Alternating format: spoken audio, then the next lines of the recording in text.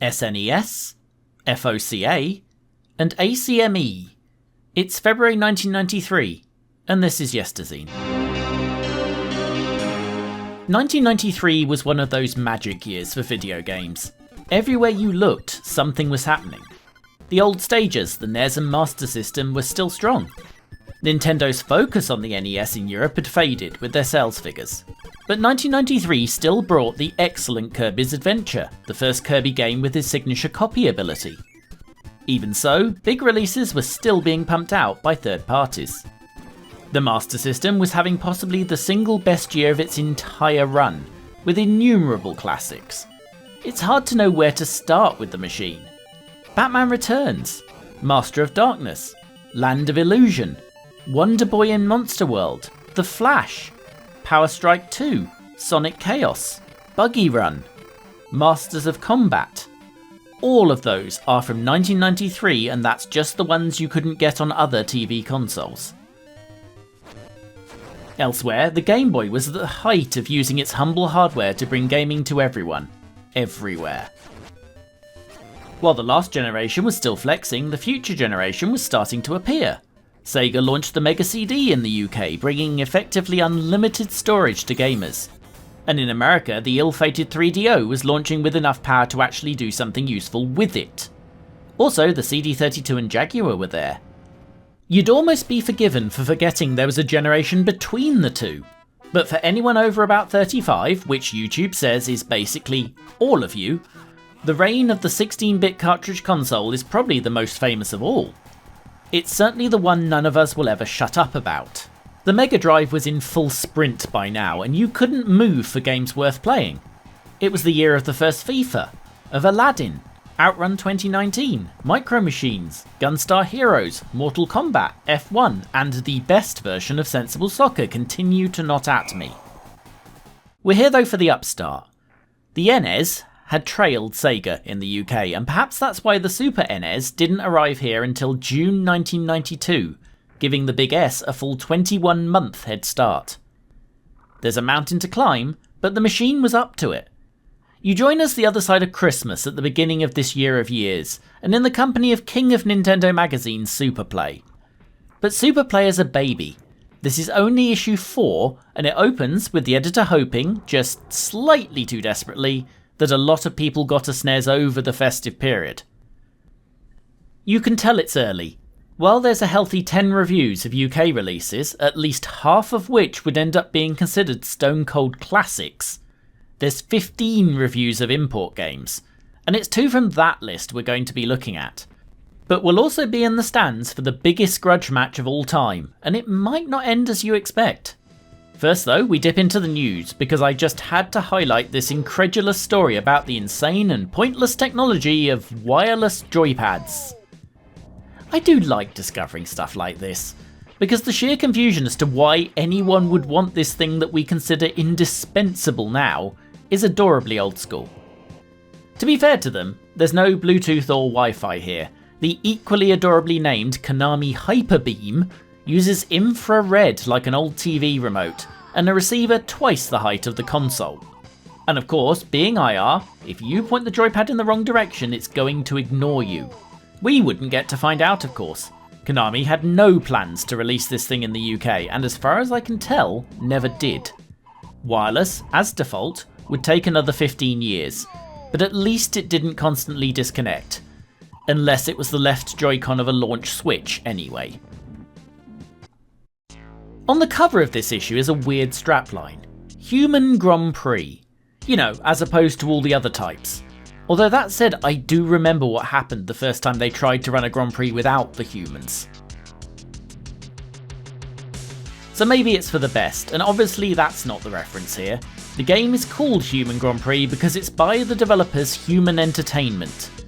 Human were pretty much unknown in the UK, a lot of their more popular stuff remained Japan specific. My best chance of naming a game you'll instantly recognise is Cult NES classic and one of my guilty pleasures, Kabuki Quantum Fighter. Their legacy is bigger than anything they did in their lifetime. Alumni of the company went on to found several more. Human's biggest series was Fire Pro Wrestling, now in the stewardship of one of those successors, Spike Chunsoft. Fans of slightly bizarre Japanese imports may also recognise another, Sandlot, creators of the absurdly batshit Earth Defense Force games. Steel Battalion dev Newsmaker, No Really, and Suda51's company Grasshopper Manufacturer are also descendants of Human. Grasshopper you may know for Killer 7 and Lollipop Chainsaw, the latter of which is getting a remake next year. They were reasonably well known for their sports titles. Early, shit we need a football game, SNES title Super Soccer was theirs, and there were 4 Japanese-only sequels, ending with the innovative Super Formation Soccer 96 World Cup Edition. Mostly innovative because there wasn't a World Cup in 1996. Speaking of many sequels, this game Human Grand Prix is the first of 4 on SNES for the series, with an additional one following on the 64, and despite the generic name, Human Grand Prix is officially licensed. Sort of. So here's the thing. You may have seen several games from this era whose F1 license carries this header, licensed by FOCA to Fuji Television, which seems like a weird way to do an F1 license. FOCA was the Teams Union, the Formula 1 Constructors Association, and back when the FIA and Formula 1 itself were very bad at commercial exploitation, the 1981 Concord Agreement had given the teams total control over broadcast rights. It's difficult to find definitive information on this in English, but Fuji were the Japanese host broadcaster, and as I've always understood it, spotted the agreement didn't prevent sub-licensing. You have to remember that in the early 1990s, the FIA Old Guard believed a video game was trying to remember which tape they recorded the night with your mum on before their wife tried to use it to record Ninja Warrior. Meaning that, in order to get any measure of authenticity in their games, developers from Japan and beyond turned to the Fuji deal. It doesn't seem to have given them the rights to use the F1 logos or indeed call any game mode the Formula 1 World Championship, of course. In this game it's the World Grand Prix. But it did let them use real cars and real drivers. Or some of them at least. While all the choices in Human Grand Prix are real, the 7 teams and 14 drivers represent only about half the real 1992 grid. Excellently, the only modern real car Superplay use a picture of is one of the teams they missed out. Also, they've left in some obvious cigarette sponsorship on the Benetton, despite obscuring it on the several other teams with it. So off we go for an experimental time trial in the Jordan, which I notice has been drawn only left facing and lazily mirrored for this exit out of the pits. And it's time to explain more about this game. While it's missing half the teams, it does have all the 1992 circuits, and they've done a pretty good job for the era in recreating them too. Knowing this era of Silverstone well, I can certainly find my way around this place. There's a time trial mode, seen here, a 2-player battle which can be against the CPU, and a World Championship mode. What there doesn't seem to be is any kind of single race mode, which is a huge glaring omission. And it means that most people will never do a race against a full 14-car field anywhere except South Africa. Graphically, it's got a stock implementation of Mode 7 with no real frills. The cars look pretty nice when they're facing the right way, but it's crammed into half the screen for some reason. To be fair, Mario Kart and the first Top Gear did the same, but it's a weird decision, and this is on an NTSC game. On a PAL one, your viewpoint would have been squashed even further. You may have also noticed that despite saying I knew this circuit back to front, I appear to be driving it like I've just turned up to somewhere entirely unfamiliar and someone has reversed the steering and blindfolded me. The reason for that is the control system of this game, and the thing to pay attention to is that arrow behind the car. The Super N's joypad is digital, but the game attempts to do analog controls well ahead of its time by what amounts to moving the wheel with left and right rather than the car. The net effect of that is it's very easy to overturn, and when you exit a right-hand corner you have to steer left to straighten up the car, something it's not easy in itself to do accurately. It's an unusual approach, and one that prompts future Amiga Power Gentleman editor Jonathan Davies to take a full sidebar to explain what the bloody hell is going on here. You see what they're trying to do. They're attempting to make a simulation on a machine entirely ill-suited for the task, but it's probably not the right solution. The DSi games, such as Grand Prix Circuit, come closest, look at the blob on the steering wheel. But they're a lot less sensitive than this game and also use auto-centering. Games like Indy 500 from Papyrus simply smoothed your inputs out so the game doesn't get full digital input, something the modern Forza series still does when you're using an analog pad instead of a wheel. Jonathan, being the good Amiga lad he is, references Jeff Crammon's seminal effort, which has a large measure of hidden steering assist in it to help alleviate these issues. Ultimately, Jonathan is pretty kind to this game. 82% for a game where he spends large parts of both the review and the verdict box slagging off the controls seems generous to a fault, even with the acknowledged lack of real-world racing competition on the still young machine. Those controls, though, place too much of a barrier between me and the game for me to suggest it's entirely worth your time, even with the quite impressive presentation for the age. The thing is, though, there's another option. I said not much of Human's output saw the UK, but if you're looking at this and thinking it's awfully familiar, then you are not wrong, because this did get to Western shores via Ubisoft a year later.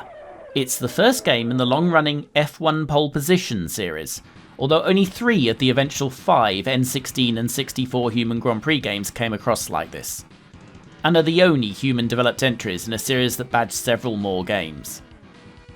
Mostly we're looking at the same presentation here, with a few notable exceptions.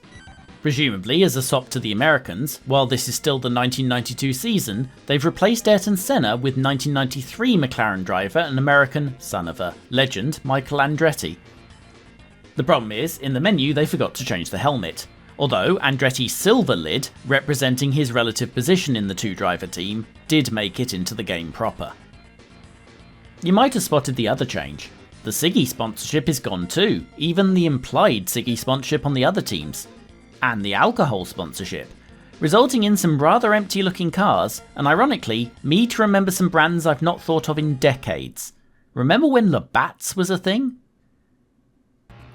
Getting into the game, helpfully in the exact same mode we tried the Japanese one in, and you might notice a difference straight away. The steering auto centers. It transforms the game into something playable, and I quickly settle down to something that at least looks like I'm playing a racing game on less than an entire bottle of Talisker's semi-finest. Otherwise, the game is near identical to the year-old Japanese release. It even still credits Human, which makes Superplay's apparent failure to notice they're the same game even weirder. 11 months after this, in issue 15, they'd review F1 Pole Position and not mention its heritage once, going so far as to credit the development incorrectly to Ubisoft themselves. Both games would continue to appear in the reviews roundup for years afterwards. A lot changed in 1993 for Super NES racing, most notably the release of Nigel Mansell's World Championship, a game Nintendo pushed so hard they got Mansell and his whole family to star in the advert. Hi, I'm Nigel Mansell, and you know, I'm not the type of guy who buys his family presents that he really wants for himself. That's why I bought my wife Nigel Mansell's World Championship game from Nintendo. You have to choose the right tyres, pit stop, and race against the best drivers in the world. It's just like the real thing, and my wife loves it. Right, darling? Hi, it's very realistic, Nigel. My little girls love it too. Right, twins? Completely true. Hey, even my dog loves it. Right, Fang? Woof. So, there you have it. I think it's a wonderful game, and if your family's anything like mine, they'll love it too. Right, girls? Right, Nigel. Woof. Nigel Mansell intentionally turns in Nintendo. Despite this, the UK release of Human Grand Prix gets 1% more than it did on the Japanese release, although granted that's a couple of points less than Mansell took home a few months earlier. A more direct comparison is a lesson in taking review scores too seriously though. The graphics had tumbled 16%, and fair enough, this is a launch game and kinda looks it. But somehow, the completely unaltered sound is now worth 10% more. It's almost like they make these things up. If you have a spare few minutes, these pair of nearly identical twins are worth looking at still, if only to experience either version of that brave and ultimately not super successful control method for yourself. But in the admittedly thin world of Super Nintendo Super F1 games, you're going to be looking elsewhere at the likes of Nigel Mansell and Exhaust Heat for your long-term thrills. We're early in the SNES's life, especially in the UK, and so Super Play's Game of the Year awards are an easy thing to cover, because ultimately it's going to come down to a battle between two games with near universal recognition over 30 years on. But first, some also-rans. What from the SNES's first year was capturing the contemporary attention? Some of the 9 names are obvious. Nintendo's early first and second party output. Pilot's Wings, the first game to use an add-on chip, is one. Sports classic Super Tennis is an easy early era pick, as is Link to the Past, one of the most fondly remembered Zelda games. And the biggest surprise of the entire list. If I asked most of you to name the best early SNES game, you'd say Super Mario World. And don't try to deny it, because I did ask most of you, and you did. Super Play wouldn't. Outside of the Big N itself, Contra 3, aka Super Probotector, aka Contra Spirits, is a freebie. We've talked about the Super Smash TV port before as well, and until emulation and dual sticks brought the full arcade to the home, there was no better version. Finally, shooters were very well served in the early SNinty era, with Konami's pair of Parodius and Axlay joining sequel to a Master System classic Super Aleste in the long list. Simple elimination should tell you where the head-to-head is coming from though. It's Nintendo's Super Mario Kart that gets the nod over its seminal platformer brother, and it's going up against the early reason to have an SNES, Street Fighter II. I'm not going to judge this one myself. I'm not absolutely mad after all. I'm going to leave you all to write angry letters to the ghost of Super Play instead. They go mad with a full head-to-head section ranking the games across 8 categories. And they are: Graphics. Street Fighter II takes it by 2, despite Kart being the one with the helper chip in the cart. Super Play's reasoning here being that Street Fighter II's superficial arcade accuracy and gigantic sprites are more impressive to the casual observer than Mario Kart throwing around multiple smaller characters in 2 separate 3D worlds. I'm not convinced, but either way, Street Fighter II is going to get absolutely screwed over in a minute as well, so let's move on. Sound. Honours even. Super Play consider the efforts for Street Fighter II as noticeably inferior to the arcade, which is not a criticism I remember seeing before. Super Mario Kart can make a case for more than 8 as well, since they can't fault it, pointing out the ability to identify weapons by sound alone and the iconic soundtrack by Soyo Oka. Also responsible for music in Pilot Wings and the SimCity intro, the best single noise a SNES ever made. Instant appeal. I'm not sure why, but Super Play's feeling is that Street Fighter II, with its million-button special moves, is easier to pick up for newbies than Mario Kart's turn left and right when the track does. In any case, this means Street Fighter wins this section. They do make one point that's undersold about this era too, by saying new joypad owners will struggle, and it's worth remembering just how many of those there were. While the 8-bit consoles had to fight the 8 and 16-bit computers, by 1993 there was really only the Amiga left, and it was cresting the kind of decline that would make an Alton Towers ride designer say, "Don't you think that's a bit steep?" Don't look down. Competitiveness. There's no point having a debate here. Super Play are right in that these and their various sequels are 2 of the greatest head-to-head games of all time. If you did this again now, you might be inclined to give Mario Kart the edge. The latest games in that series allow a lot more than 2 players, for instance. But in either case, this is multiplayer party game perfection.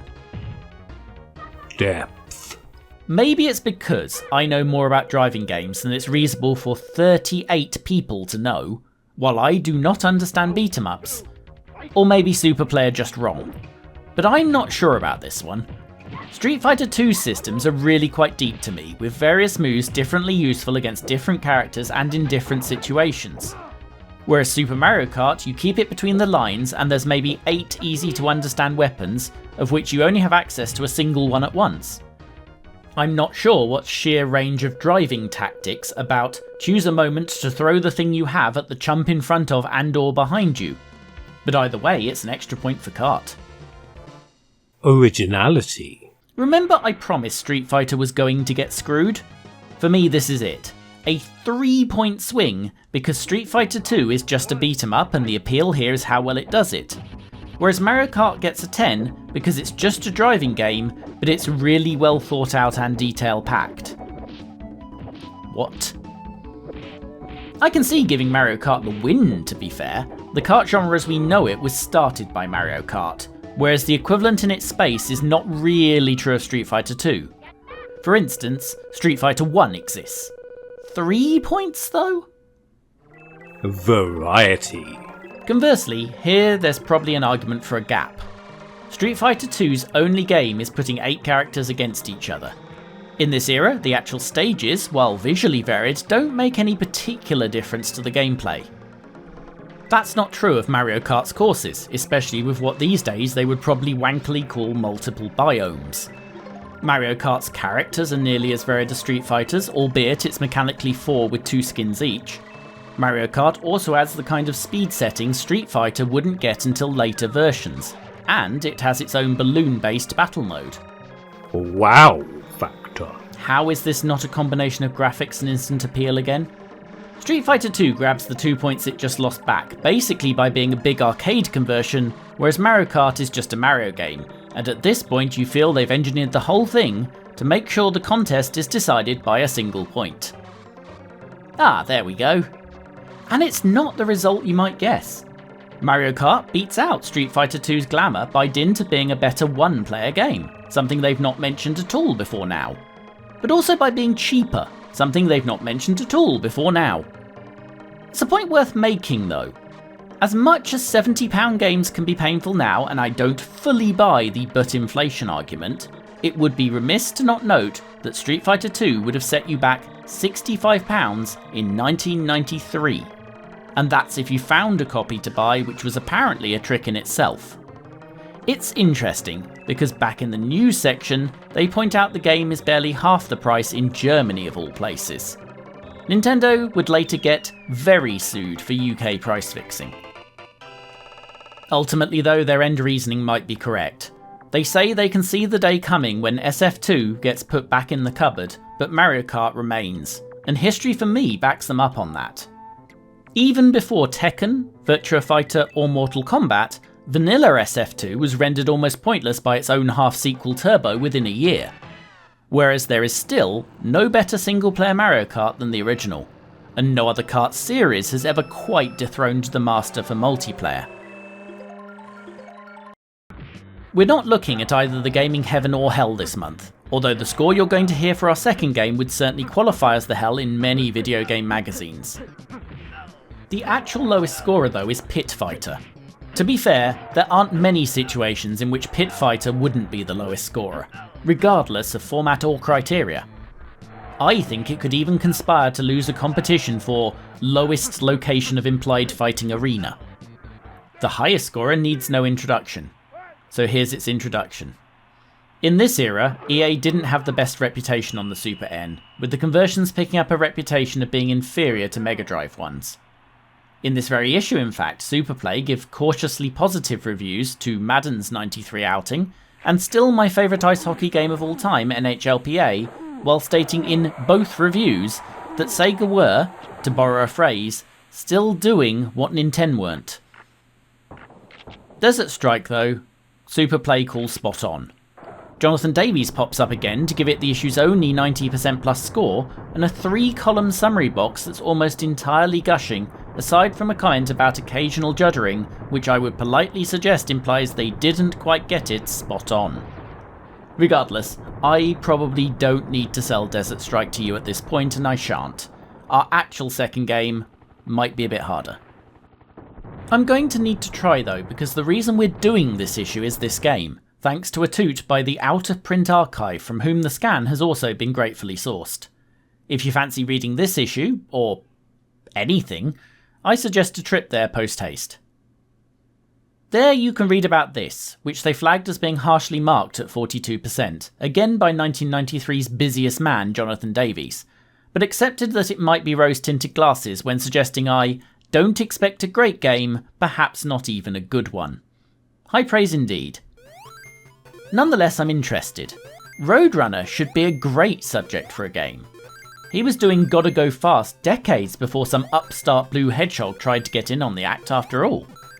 He could be a platformer. Sonic proves that. He could be a racing game. Sonic All-Stars Transformed proves that. He could be an expansive open-world adventure. Sonic Frontiers is a video game you can purchase. But it's not really worked out that way. Otherwise, fine upstanding gentleman and talented gamesmith Jim Bagley tried on the Spectrum. And when Chamo the Channel Rose Tinted Spectrum looked at it to ask the question, is retro gaming better? Here's the thumbnail we ended up with. Thankfully, Rosie once told me to just use any of his stuff without telling him, so we can look into just how much of an opportunity was lost with this title. This looks like a winner, and in all truth it probably would have been, but for the fact it doesn't work. It simply doesn't work. Or does it work? Is it just me that isn't working? This game is giving me an existential crisis. That's right. The one thing you need to do is only actually achievable about 15% of the time. The seeds just won't pick up. Virtually none of the reviews spotted this fault, of course, and the one that did, Crash Magazine, gave it 73%. And if I have to tell you what that means, please explore the archives of this channel for the 73% trials. That said, the main problem with the game appears to be what Jim Lee Bagg admits is a bug causing awful collision detection, and one he intends to fix for an upcoming Spectrum Next port only 40 years too late. The game, not the next. So the premise that Roadrunner could make a great game appears still solid, and here's another one of it. The SNES gets Death Valley Rally, here on US import, but it would eventually crawl into the UK 9 months later. Initial signs are promising. It's published by the legendary Sunsoft. The developers Icon were no losers, responsible for the Sherlock Holmes Consulting Detective series on PC, legendary adventure Shadowgate on computers and NES, and a couple more decently regarded console Looney Tunes games for Sunsoft, before they were swallowed, chewed up and spat out by Viacom. The other reviews were more promising. It had even made Nintendo Power's top 10 for 1992, a list of enough distinction that Mario Kart can't make the top 5.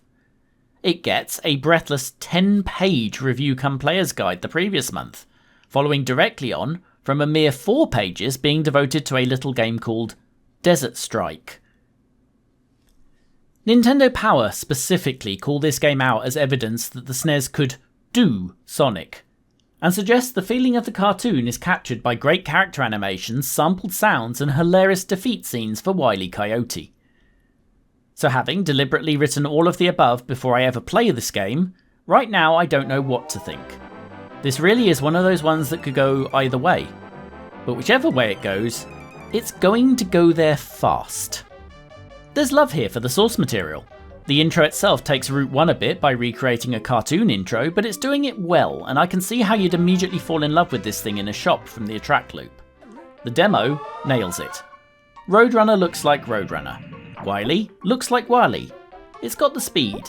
The desert level looks just fine.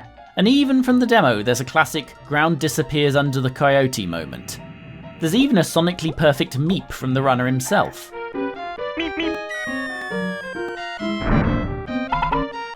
It's worth remembering how early we are in this generation. It feels hilarious to be congratulating a game on a recognisable sound effect these days. But this is the dawn of 16-bit here. We weren't used to such things. Mario didn't say words at this point, certainly Sonic didn't. And this is what speech sounded like when the 8-bit computers and consoles tried to do it. 3, 2, 1, go!